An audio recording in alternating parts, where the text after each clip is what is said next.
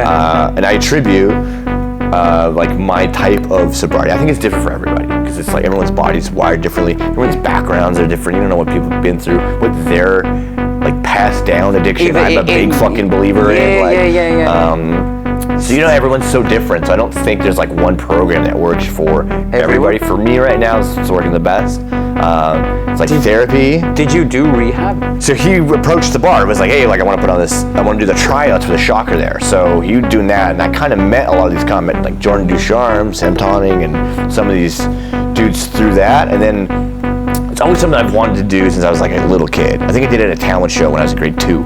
He's the guy where it's like Dino Archie's there, okay? Like famous comedian. Like he's, what I mean? We all look up to Dino. He's fucking hilarious. And he's killing it right now. And Special's hilarious. Go check it out. It's fucking amazing. Do it. Dino will be there, and then Daryl will be at the bar, and he'll just lean over and be like, I'm going Scorpion tonight. And they're like, what are you talking about? Hi, and welcome to this week's episode of Split the E.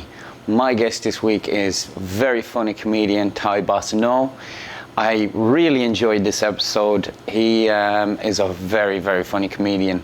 He has a cool story, a very interesting story where his European parents came over with the immigrant mentality and influenced that into him at an early age to do music, acting as a child.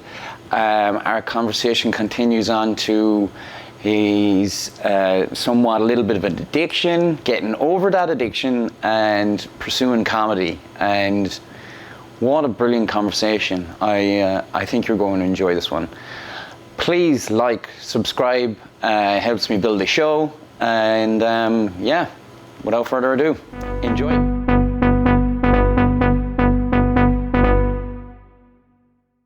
Yes. Ty, what's happening? Not much, man. Thank you so much for having me. I'm always stoked. I'm a big fan of the pod, and appreciate it. I'm a big fan of your pod too. Thank you very much. Yeah, show me yours podcast. We'll plug off the top.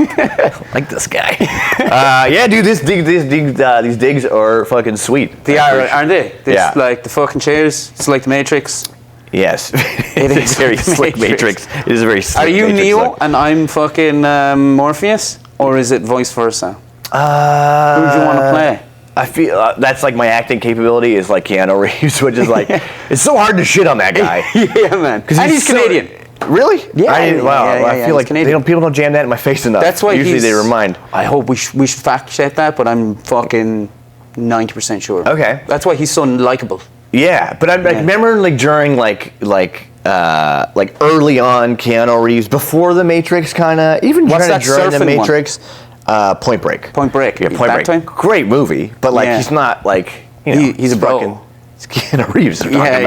Or like Bill and Ted's Excellent Adventure, also great movies, but the acting is not like unbelievable. And then it was like The Matrix was the perfect role for him. Oh, it was, yeah. It's like you just need to be a blank person and just fucking and do it. And he killed it. And then after that, and then John Wick came. He was like, I'm such a badass. Yeah. But then he's also just the best guy ever, apparently. Do you see he's just like the biggest humanitarian and like just always doing dope shit. Looking like Jesus Christ and just giving out fucking hamburgers to the poor kids. Yeah, that's what Jesus would have done. He would have been giving out hamburgers. Yeah, he was like, fuck walking on water. I've surfed in the movie before. Yeah. Here's a sandwich. These crackheads need a quarter pounder ASAP. All right, so in this podcast, if you don't know, if you're new to the podcast, I take artists out for a drink, preferably a pint of Guinness. And who doesn't order a Guinness on... I'm going to talk shit now, even though I have a non-alcoholic Guinness. Go for it. Who's people have been like, no, thank you. Like you would have to. Oh yeah, we work around it. Come on, man. That's like going to going to Alaska or something. They offer you like elk or some shit. Yeah, like, I know. I'm good. It's like going to a brothel and just fucking sitting in the corner. Like. It's like going to a brothel and not getting an STI. It's rude. It's rude, is what it is. This just came out yesterday. It's Guinness non-alcohol. Yeah, non-alcoholic Guinness. All summer long, I've been hitting the near beers, as I call them, because they're close to a beer, but not. I've been hitting them all some Do along. you have like a go-to one that you... I do. I do. This is as bad as it sounds. The Corona Sunbeam is like, it's got vitamin D in it. You have a couple of those, get a little fucking wild, if you know what I'm saying. Dude, I might just fucking... I have psoriasis. I might just fucking... Those ones are fine. Start fucking... Is that how you drink beer?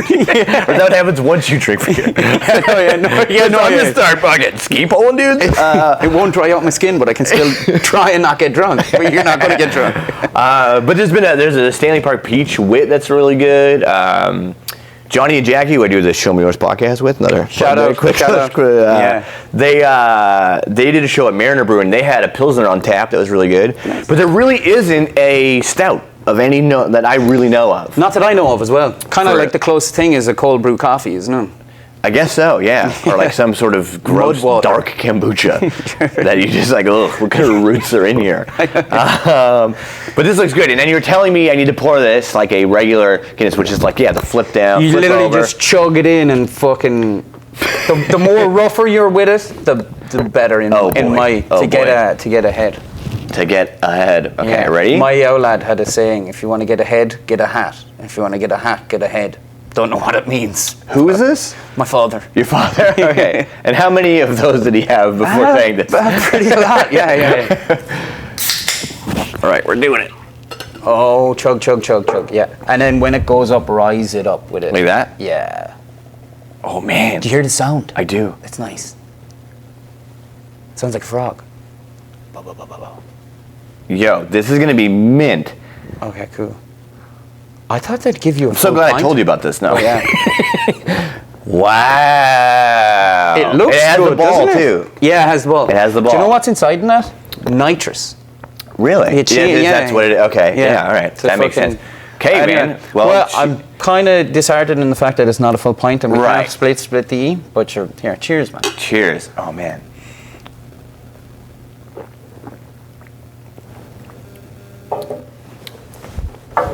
Yeah, wow. It's good? It's very good. I think it's a little like lighter tasting than in real Guinness, but it's been a minute. Or maybe that's just me. Maybe I can drink 9 of these. I was talking shit about you guys earlier. I'm like, never mind. Where's the fork? Give me one of those glass pipes again. We're off to business. Yeah, we're off to the races. Let's go. This is pretty goddamn good. Wow, it's wild for me because like some of these tastes I haven't had for like. Can I taste? Yeah, you don't absolutely. mind if I taste it? I got my alcohol in mine. Oh, that's really good. Do you know what? It's warm. If it's cold, if that was colder, it'd be really nice. Do you think it is a little bit like lighter tasting, like watery tasting? Yeah. Then a little more, right? Not as this like is thick. creamy. Yeah. Fuck it. I never knew that we'd be doing an old Guinness review on this pod. I mean, it's happening. 0% Guinness. That's phenomenal, though. To have that taste, oh man. Oh shit, they're definitely on for a winner on that one. Yeah, that's gonna crush. Yeah, well, we were talking to the owner here. Or I don't know if he's the owner, like the manager. And shout out to Willie, the owner. Yeah, shout out to Willie. Yeah. This is actually his whiskey in the background. He got a special case of. And he heard we were coming in, so he's like, put the deadbolts on. Yeah, put the locks on. Throw away the keys. Yeah. Sure. Podcast. Yeah.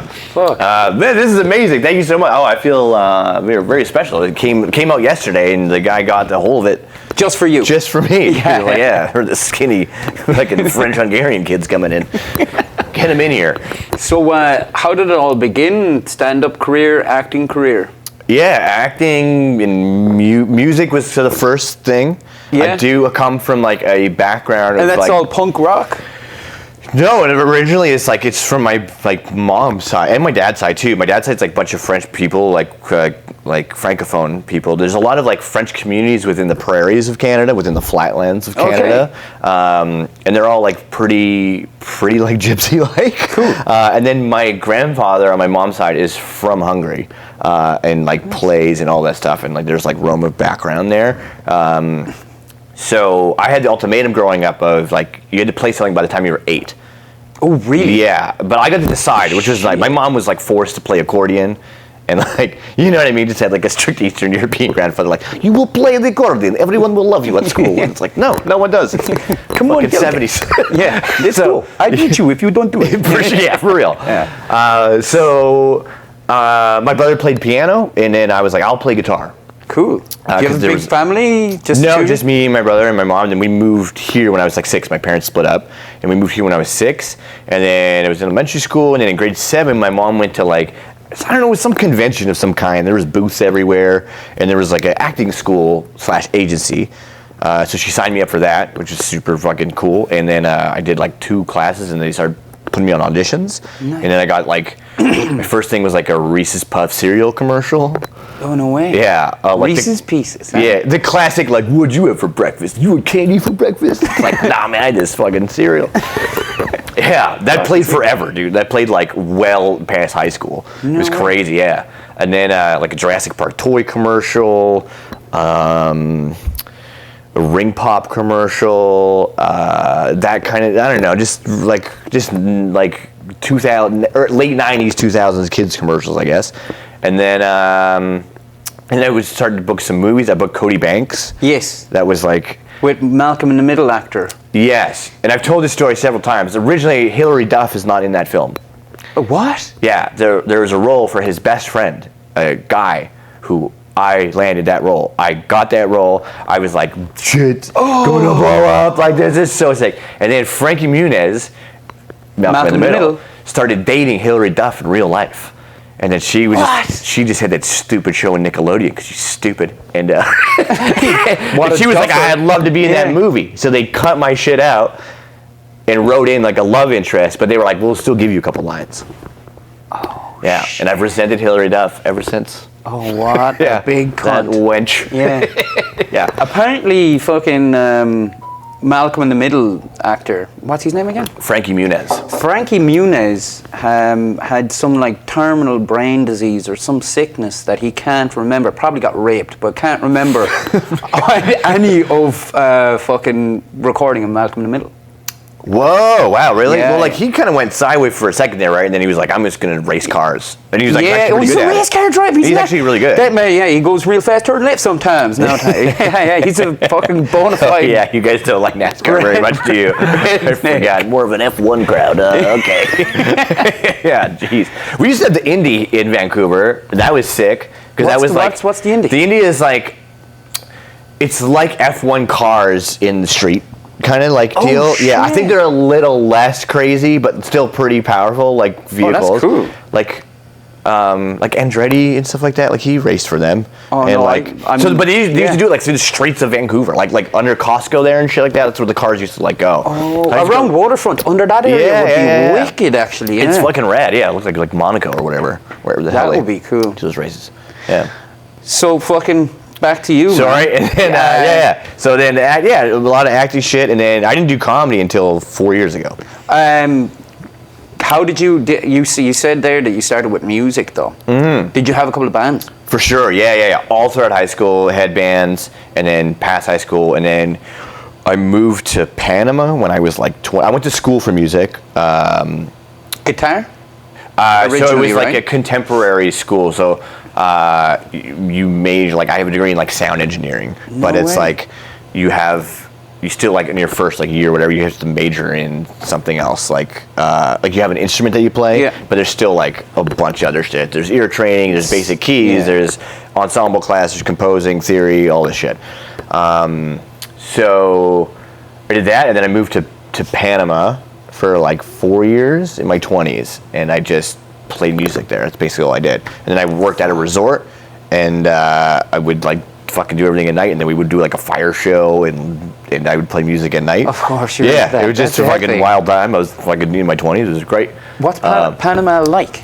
Panama is like it's still I mean, it's been like 10 years since I've lived there, so I'm not sure turn client, but from the looks of things from all my friends, it looks pretty much the same. It's kind of the Wild West down there, because you had Noriega and the whole Colombian drug thing, and the chain of islands that I lived in, Noriega built that airport to refuel the planes going to Miami.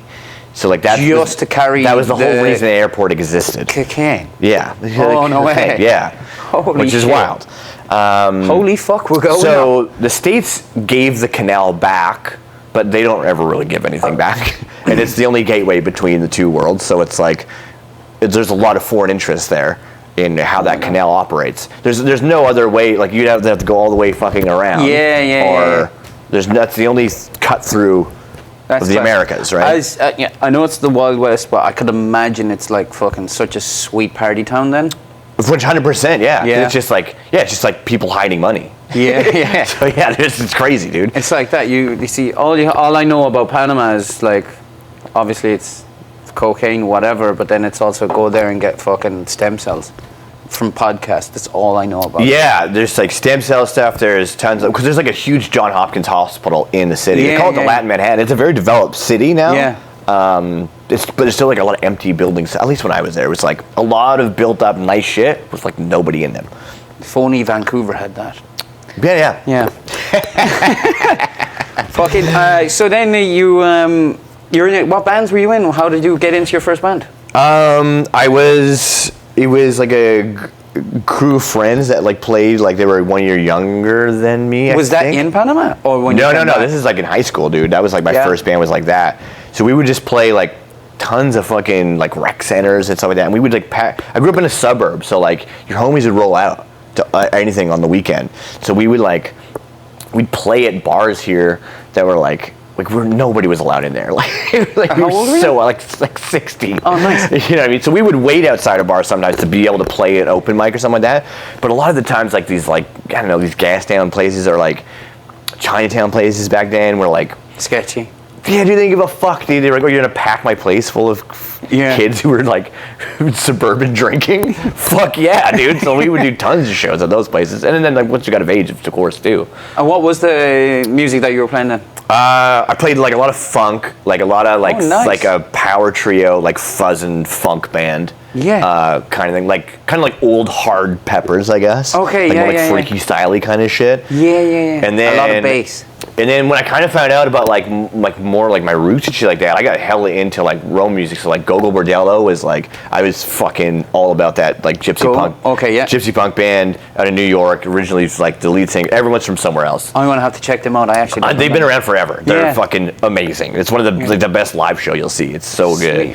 So that's what I kind of did because when I went to college, it was like. So it was a jazz, like contemporary college. So it was like everyone was kind of doing the same thing. So I was like, I could just set myself apart a little bit and like play kind of like gypsy jazz or like that kind of shit. Because like no one was really doing it. You're free to do what you wanted. I just got super fucking into that kind of style of music. Yeah. And then when I went to Panama and was playing with like whatever, cause I'd play people's wedding, I just learned a whole bunch of shit. Because I know like down south, like even the Mexicans, it's kind of that big brassy bands and stuff. Yeah. Does that tie into your funky, folky stuff? Not really. I never had like a horn section. I never had enough. I was like, because dude, it's just such a pain in the ass. As you know, you have a fucking podcast. Yeah. Getting fucking people together like once a week's hard enough. Cleaning out all the spit, then it'd be rough. And like just having like you have 8 people in your band. It's like it's just people have jobs and shit and fucking, and then they have kids. But even the sound wise, I'm trying to like understand it'd be like the folky sound. The funk stuff was like I'd say like kind of ska music.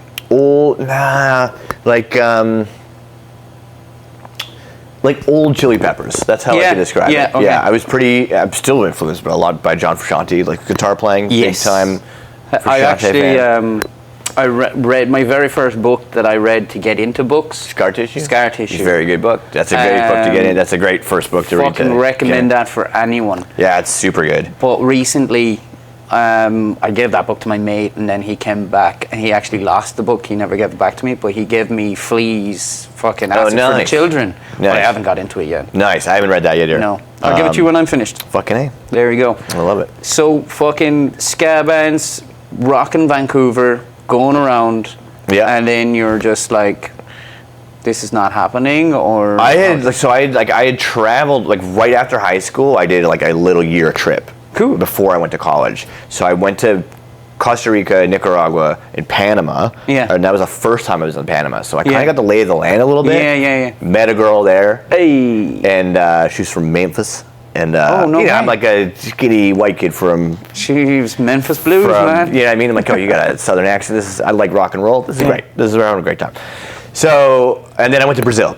No way. And then I came back, and then when I came back, went to school, and then we kind of like reconnected through there, and then she moved up here, and then we were like, why don't we move to, like, we'll just pack her shit and go to Panama. Her dad had lived there, like she knew the lay of the land. It's so easy to work there, like it's insane. So we were like, okay, I think it was like 24, cool, or something. Yeah, it's great. And then I was there for like 4 years, and then I moved back here. And then I worked in bar. I joined bands and stuff when I first got back, but I was pretty kind of fucked up at that point. I had developed a bit of a cocaine problem in Panama. It just kind of. It's like when in Rome, right? And then I would like slip here. I was always in the restaurant industry, so it's like everyone just is doing coke all the fucking time and boozing like crazy all the time. So I would kind of I was running bars and like music venues and stuff here. And I was doing good, and then I would fucking relapse, and then it wouldn't be good.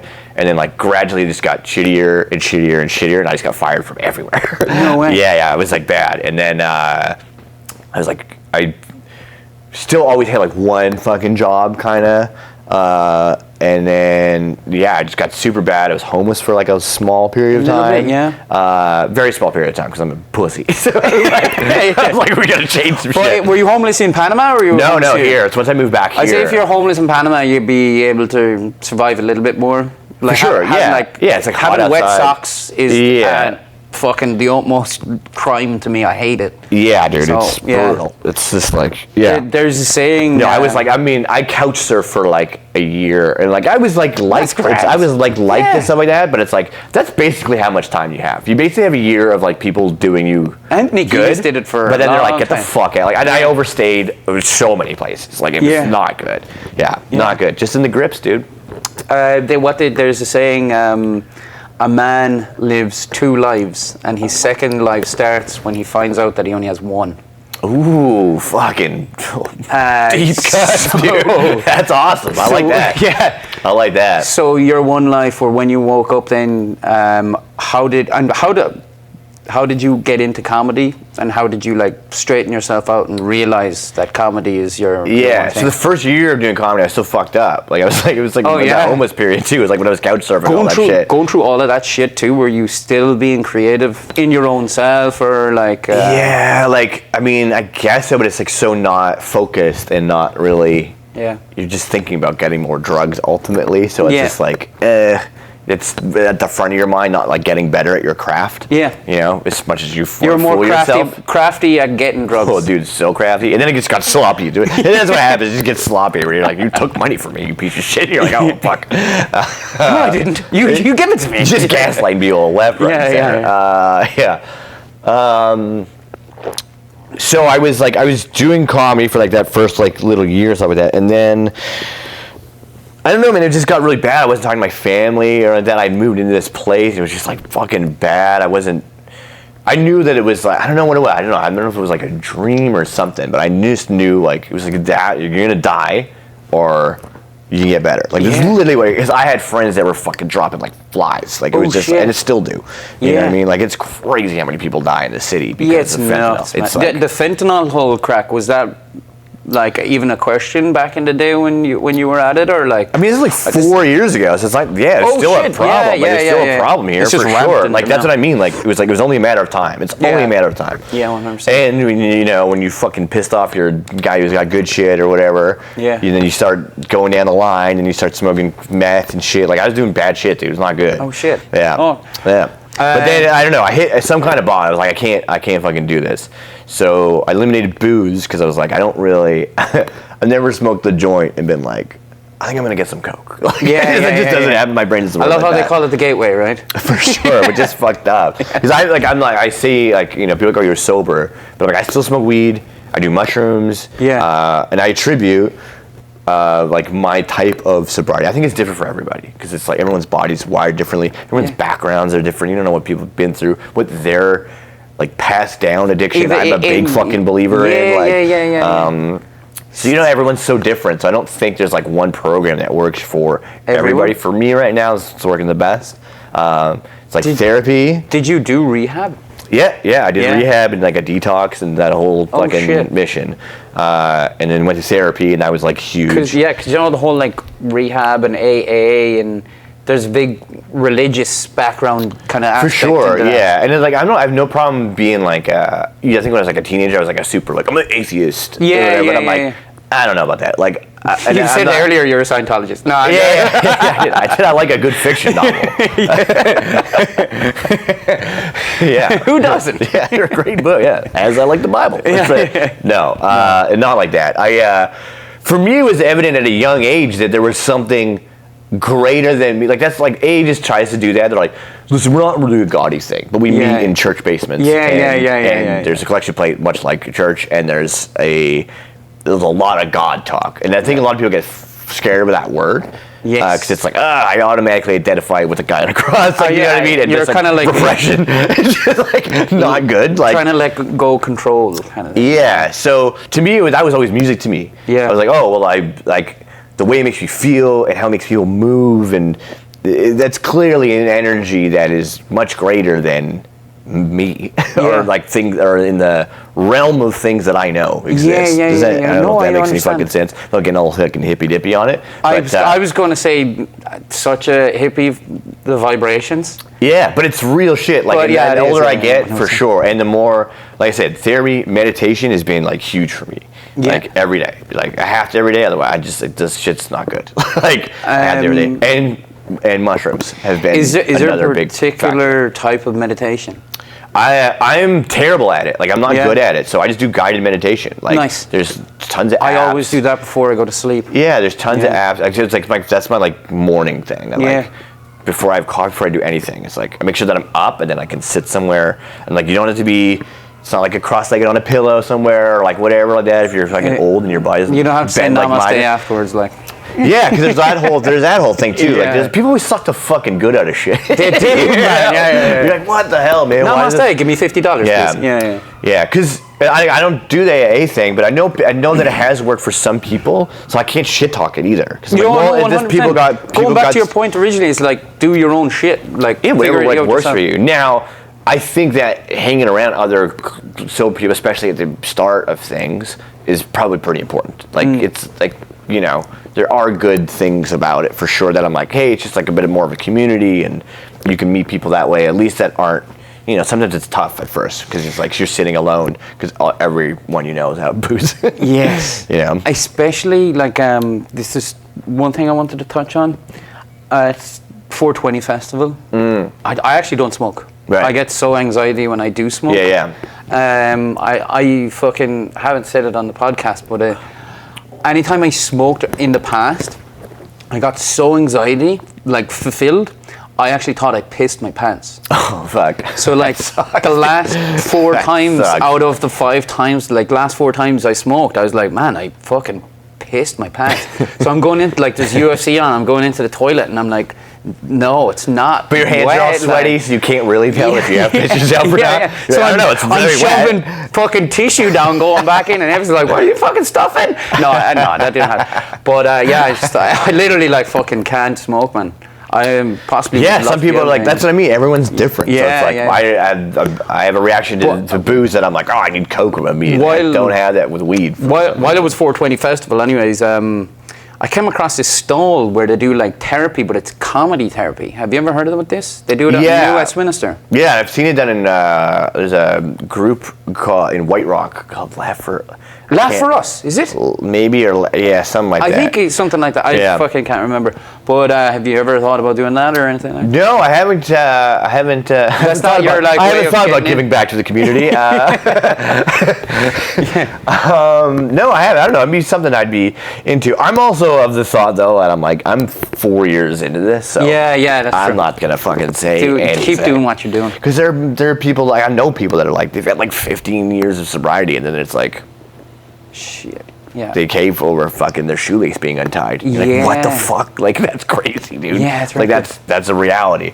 So 100%. yeah, I just try to be like, I don't really. So if I'll take people to a meet. Like I've had people reach out, obviously, be like, I'll take people to like a meeting, or like just so they know like kind of what they're gonna be going after. Like, there's a lot of things within AA that are good tools, I think. And you have to make like amends with people that you fucked over, and like, you know what I mean? Like there's some shit in there that's like, that's like a good thing to probably do. And when did you spark off the idea of doing comedy then? I was running a bar on Hastings and Dunlevy, Pat's Pub, at the like Patricia Hotel. It's sold now to the government, so it's like an SRO now. But there was a pub downstairs, so we were doing tons of shows. Like I was putting on like tons of punk shows, jazz shows. Like we were doing like eight music shows a week of all varieties. It was nuts. And then there was a comedian named Mark Hughes, who was a great comedian, did the Comedy Shocker and all that. Shout out to Mark. Stuff. Yeah. I don't know if he's still doing comedy, but he's a good dude. And so he approached the bar. It was like, hey, like I want to put on this. I want to do the tryouts for the Shocker there. So he was doing that, and I kind of met a lot of these comics, like Jordan Ducharme, Sam Tonning, and some of these dudes through that. And then it's always something I've wanted to do since I was like a little kid. I think I did it at a talent show when I was in grade 2 or something like that. But like never really. Music just took over, so I just focused on that. It's always something that I kind of wanted to kind of do, and. I was just kind of, like, I was just fucking drugging and shit. Then I was like, oh, fucking, I just got out of this relationship because it was like, she's like, you gotta get the fuck out of here. Like, and, same girl? Huh? Same girl that went to No. That ended, like, even more horrifically. She got crazy addicted to shit. Do shit. Oh. Before I did, and then I kind of justified that by doing shit. You know what I mean? You're like, well, you spend my money on cocaine? Well, then I shall spend the rest of my money on cocaine. Just you watch. Yeah, I'll show you who spends money on cocaine. Yeah. You know, just real good 20 shit. Yeah. So I don't know. Matt Hughes or Mark Hughes. Hughes? So so we do the Comedy Shocker there at the pub. So I met all these comics. I would go to shows and I would always kind of toy with it. And finally they're like, just do a fucking open mic. And I did an open mic at Benny's Bagels that Jordan Ducharme ran. Okay. That was on Kits. It's not there anymore. It got torn down.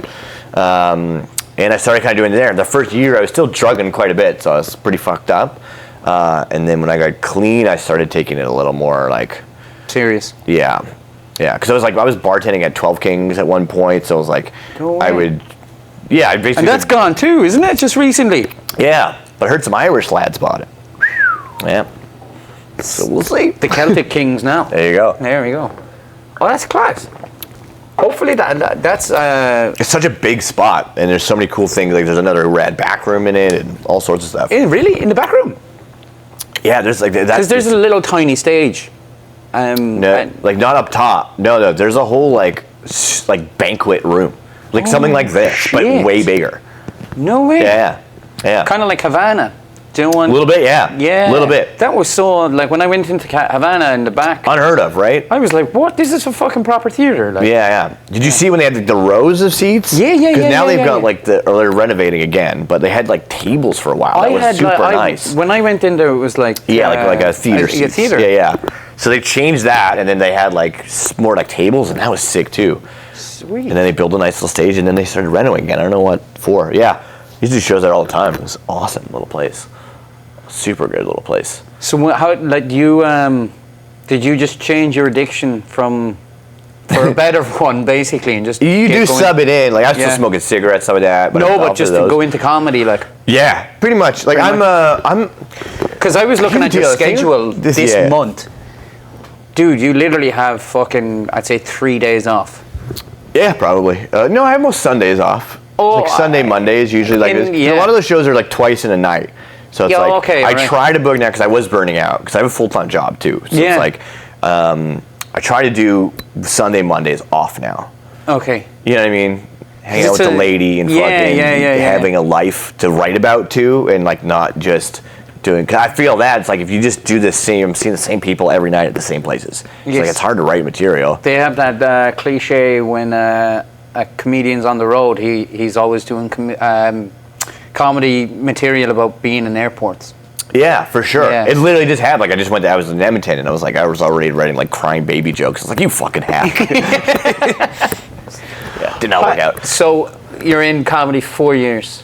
4 years. I guess like 4.5, maybe even 5. Coming up on 5, I think. Who were you watching? I seen an article and you said Carlin was your favorite? Carlin was my favorite growing up. And like, some people like, I think a lot of newer comics don't get that. They're like, what? Like, it's just like, it's such a different style. It's such an old style of doing comedy. Yeah. But I'm all about that shit. I grew up watching like Letterman and fucking even like later Carson's. Like my uncle, I had an older brother and an uncle who was like quite a bit younger than my mom, so like kind of an older brother who was like getting me into like dope shit. Like, you watch this, like you need to like, you know what I mean, the Dean Martin roasts and the fucking like just old style shit. It was when Bill Hicks was popular and Bill Hicks Dice and fucking and like I'm not even now. I'm like, okay, Bill, like it's fucking it's a lot. But at the time it's so great. But like Carlin was always my favorite because, and not even like the older pissed off Carlin. I loved like goofy, silly. He was so silly. Yeah. And I love a silly dude. Man, like, I was watching him while I was driving home from work today, and there was one,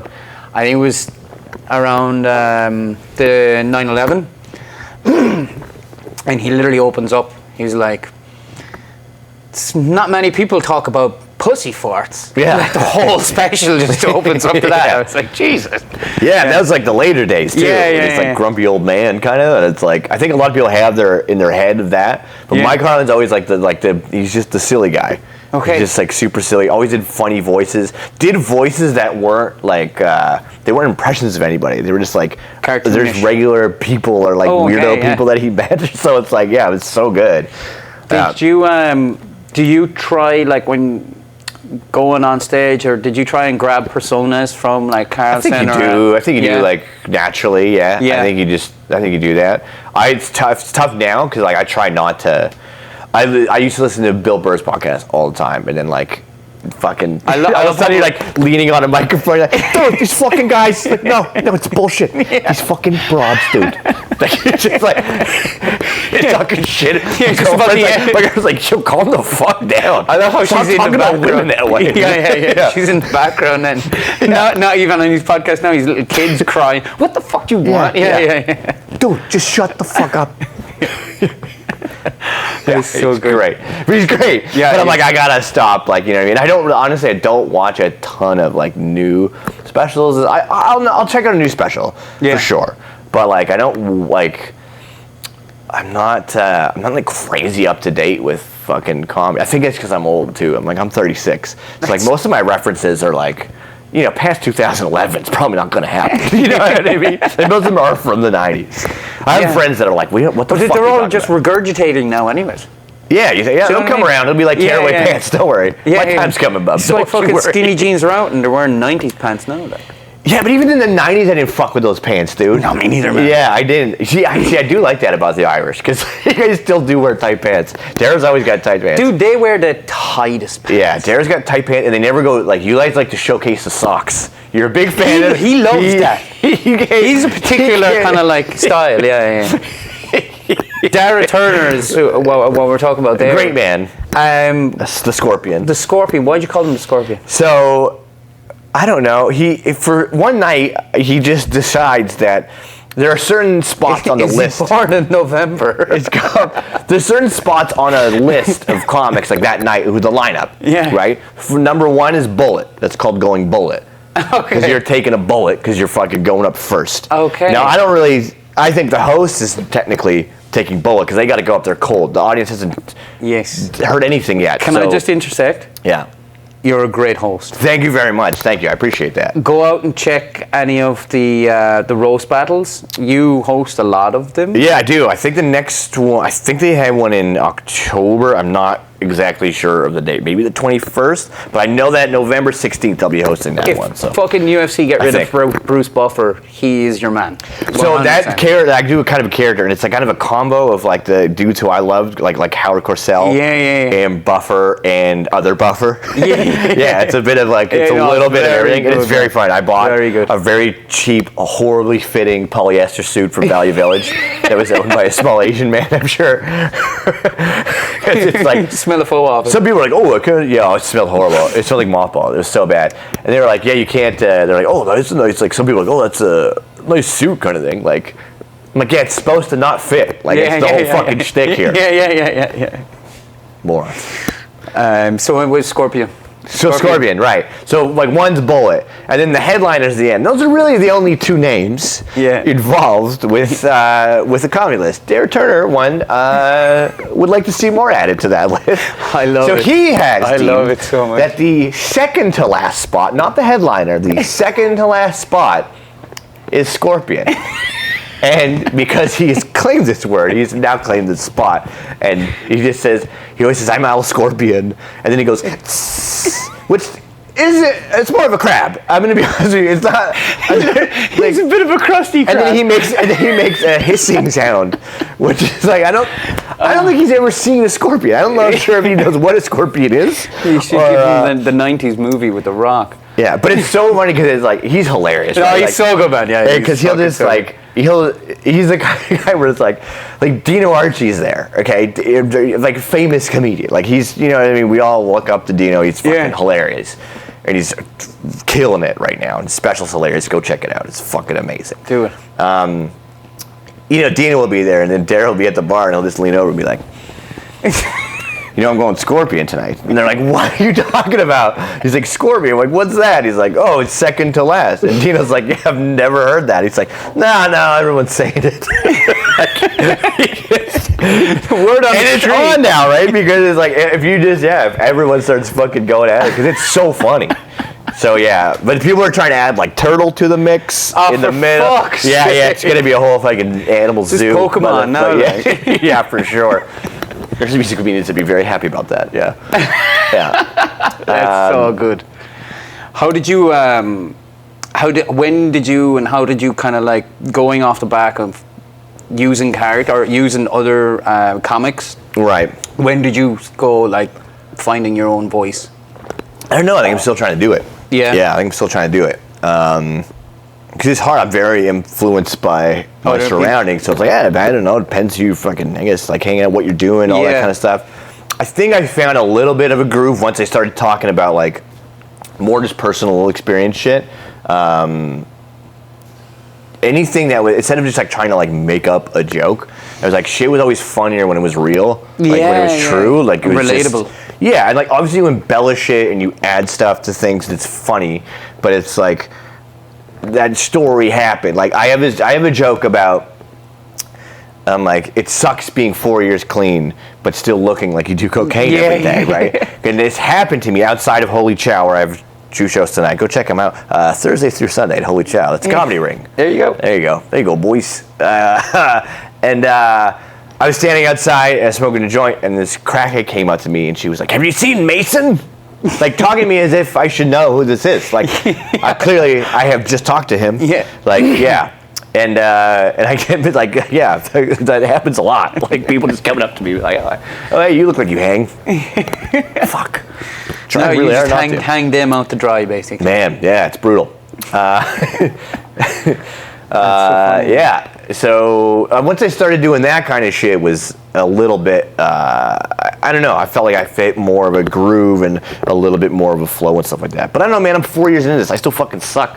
Like, if you did anything for 4 years, if you played guitar for 4 years, and you're like, pay me to fucking show up at your event, you can't dude. You suck. Like, you know what I mean? Like, you're horrible at this. Yeah. So, I'm still very bad at this. So I'm just trying to, like, fly a little bit under the radar. You're undercoding it at the moment. Like, I've actually seen you, it was last month,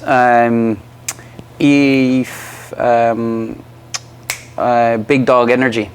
That was fun. You know what's so funny about that? Amy Walsh. Shout out to Amy, Yeah, go to that fucking show at the Mon. 26th of October. There you go. Go see that. It's so funny. So good. Do you know the funniest thing about that, dude? Is I was fucking in the green room, and I'm like, I don't have any dog material. What the fuck am I going to talk about? I'm not, okay, so you clued in right away. I literally sat there for 20 minutes, like, having a panic attack. And I was like, what? What are you, you've never even owned a dog, dude. Like, what the fuck? What are you going to go about? You have a cat, dude. Like, what? What are you going to talk about? And then it dawned on me 5 minutes before I went on stage, like, oh, you're in a movie. You're in a movie where a dog played volleyball with you for 60 minutes. 63. Oh my God. And it was the 5th movie. Which we all know is the best in the series.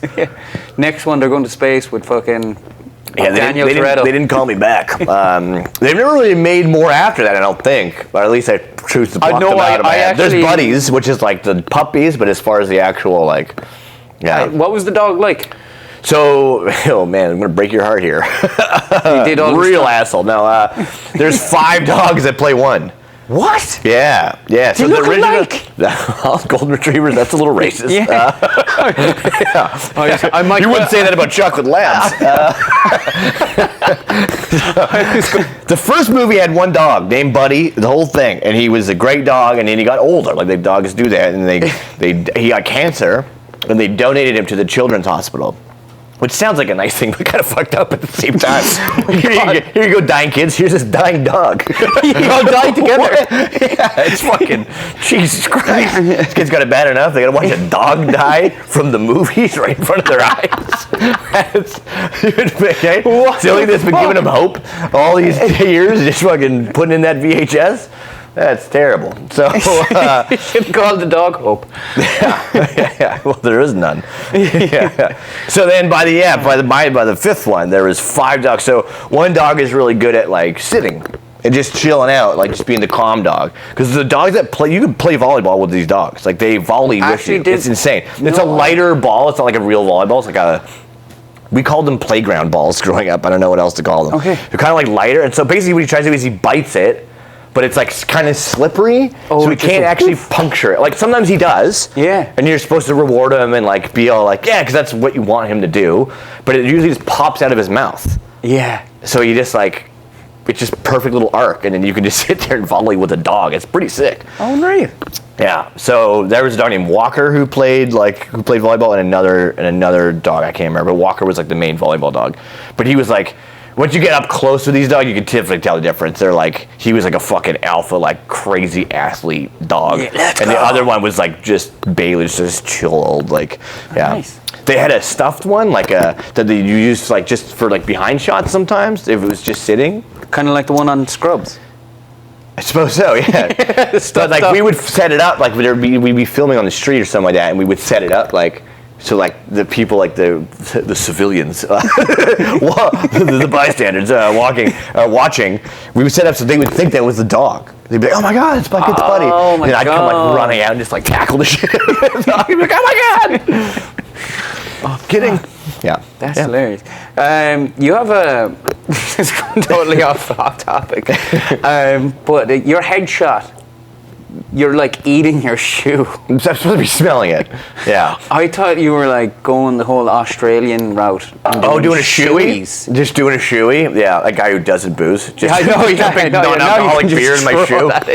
Yeah. You collect your shoes? I do. A part of it is because when I was like, I fucked up. My feet were. You were homeless. I was in the, I mean, feetless, shoeless. Sorry. Oh my God. Yeah, sometimes. Like in Panama, there was times where I was like, yes, it was Panama. So I was like, oh, whatever. No, fuck it.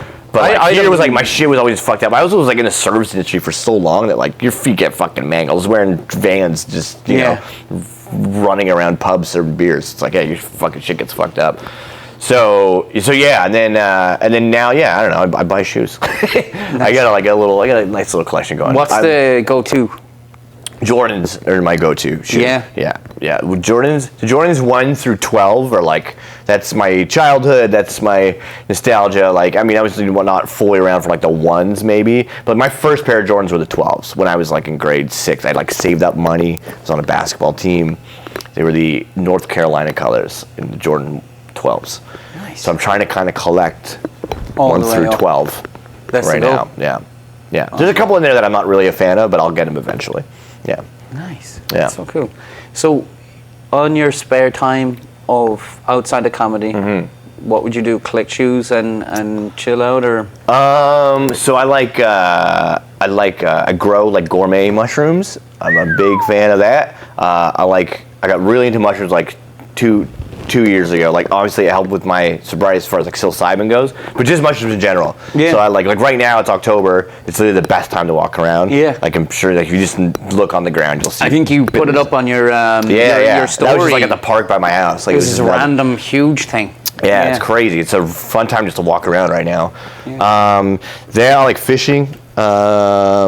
I'll do that. That's kind of my spare time, dude. I was scrolling down your Instagram, and you were hosting in the Mont, but you were doing a whole bit of like shark. That was a promo did for the last that End of the World funny. show at the Go Mont. check that out. 21st of this month. What's your October. Instagram? What's your Instagram? At Ty the Comic. At Ty the Comic. Go check out his the promo for that. That was we did the Jaws promo. I thought it would be funny, stupid man. and funny. Yeah, That like, was people funny. got it was good Yeah. because it was just enough of the Jaws speech to be like. Like about a shark still, and it was like, what the fuck? Why are you talking about this shark? But it's a show, it was very dumb. It was funny. I practiced that monologue for like the good 2 weeks too. Yeah, and watched it over and over again. 'Cause, like it's so he eats during the whole thing. It's so funny. Yeah, it's hilarious. So the whole scene is like. It's so funny. He gets the whole like town hall meeting's attention by scraping his nails against a chalkboard. I love how you're doing it on a whiteboard. Yeah, and then everyone turns around like we use the real sound from the movie. Yeah. It's so good. So like everyone turns around and he has everyone's attention. And before he starts speaking, he just takes a bite of an apple chip. He's like, let me just fucking mouth this down real quick. Talking with an apple in his mouth. It's like spitting. It's like all juicy and shit. You can hear him. It's so funny, dude. It's so good, yeah. What a movie. What a movie. Fun. Yeah. You got a show tonight. 2 shows tonight. 2 shows tonight at Holy Chow. Online. Yeah. Fridays are a good time for comedy in Vancouver. I mean, every night's a good night for comedy in Vancouver. There's always a show happening. Now that everything's back and shaking and moving, summer's done, shows are picking up. Not to be biased, where's your favorite place? Ooh, oh man, that's tough. To perform. It's a pretty tough fucking call. Some of the favorite shows that I have done, as in arena-wise, right? You know, or like, I do so many of those. Venues. Yeah. Me and Kevin Hart last weekend. We were. Man, he only fucking performed for like 20 minutes. He just had like an abdominal surgery or some shit though. They didn't really You came out in a wheelchair. Yeah. Yeah. Give the man a break. What are you talking about? Also, like seeing, I don't know. To me, that's a horrible place to see comedy. In the A fucking park. Yeah. Not good. Did you go? I did not. No. No, I didn't. I was. I had a bigger gig. Did I go? I wish. Keith Nahani hosted, which was fucking rad because I love Keith. Cool. So, shout out to Keith Nahani for getting that one. But going back to the question. Right. Question. Yeah. Some of the favorite places that I have performed. Comedy Ring. When I used to work with them, and we used to have a part called Parts Unknown. That was like on Commercial. It was kind of this back room of this like arcade kind of spot. That was super fun. I love that. The Effie in Kamloops is like one of my favorite venues to perform in BC. It's like this rad little co-op theater. Aaron and his wife who run the joint are fucking rad, and everyone there is dope. I love that place a fuck ton. I just got back from Edmonton and I did the Grindstone Theater. I'm a big fan of that place. It's like you rent it out for pretty cheap for Vancouver standards anyway. Yeah. And it's super rad. And then in town there's so many fucking good shows. The Holy Chow shows are fantastic. It's such it's a sardine can room. Yeah, so it's such a good place, yeah. fucking, but they pack it, man. It's sick. You know, you probably will mention it. The Mont, man. The Mont is fantastic. Yeah. That's well, like so the Mont looks so good, and Yeah. again, it's the same kind of like intimate room. Like I think they're seating like I don't know 50, maybe more, but like that's the best shows I've seen. I love there. the vibe there. And Harbor fucking Studios doing their thing there is unbelievable too because they make everything look good. Tim Williams' special just came out and he filmed it there. Go check out Tim Williams. He's like the funniest dude. We were watching that on the car way here. So funny. Yeah, he's good. The way he opens with that anteater bit and it's the funniest fucking thing ever. Yeah. Everything always looks very polished. And then there's tons of people that record, like Dino records his podcast out of there, and Soft for Us gals. They do, yeah. I was just gonna say. Daniel Florence and Nikki Menard and Amy Walsh. Go check out the Dog Energy, Big Dog Energy. There you go, 26th of October. There you go. What's next? Oh man! So my goal right now is to, and I've kind of just started doing it. I would love to. I'm going to start with every 3 months be doing comedy in a different city in Canada. No way. I feel like I can make it work. That I can. It might cost me some money. Like don't get me wrong, I'm not like making money at this. But I figured like I went to school. I paid for my own schooling for music. I would have done this Yeah. You know what I mean? And it's like, and you can make money like doing some gigs. So you can kind of break even, I guess. It's kind of like doing your trade, right? Yeah, like why not fucking like you have to invest some money? Yeah. So invest in yourself. that's how I'm thinking about it. So I would love to have every month where one weekend I was away at a different Canadian town doing comedy. For just a telling week jokes or? outside of it. Yeah. I love Vancouver. I do. Yeah. A lot of people shit talk this town, and a lot of people say it's no fun and it's fucking expensive and it's blah blah blah. And it sucks. And people are uptight and the audiences suck and blah blah blah. It's a fucking dope town and it has a ton of comedy. You can do fucking like 6 sets on Friday night if you want to. You can figure it out. If you're an open micer and you don't want to stay up too late, is there any? You can't. Boo fucking no, dude. You can't, right? Yeah, I work at 6 a.m. and I'm still out fucking late. Like, I don't know what to tell you. Learn how to nap. Figure it out. There you go. Yeah. Don't drink coffee. Yeah, or drink coffee. I don't fucking, whatever works, man. Keep yourself up and then... Keep yourself, whatever you got to do that doesn't fuck up your timing. Don't do coke. Just drink it. Yeah, exactly. Exactly. Ty, man, thank you so much. Dude, this is a blast, man. Thank you so much for, like I said, I'm a fan, so keep doing what you're doing, dude, because this is sick. I appreciate it. I appreciate you massively. Every time, you're a fucking hilarious. Go check Ty out. Oh, this fucking guy over here. Honest to God. Cool, brother. Okay, man. You got some shows to go to. Yes, sir. All right. Thanks for having me. Thanks for this place, too. This is sick. Thanks to the Smiths and this place here. We're going to be back because it's fantastic. Yeah, so dope. Thank you guys so much. Tune in, like, subscribe, follow, tell your friends, and we'll see you in the next one. All right. Peace. Peace.